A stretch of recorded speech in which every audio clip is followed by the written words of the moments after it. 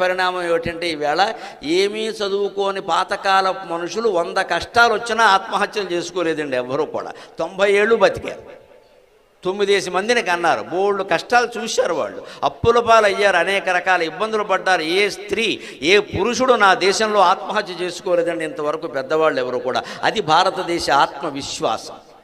ఇవాళ English medium వచ్చిన తర్వాత 37-40 ఏళ్ల పాటు జరుగుతున్న భాగవతాలు చూడండి అమ్మా. ఎంసెట్ పేరు మీద కొందరు, ఇంటర్మీడియట్ పేరు మీద కొందరు, బీటెక్లో సీటు రాలేదని కొందరు, వచ్చినా కానీ నాకు కావలసిన బ్రాంచ్ రాలేదని కొందరు, ఇంత చేసి కాలేజీలో చేర్పించాక అమ్మాయి వీడికి గ్రీన్ సిగ్నల్ ఇవ్వలేదని ఒకడు, మొత్తం ఆత్మహత్యలే. ఎక్కడ అంత బలహీనుడా అండి?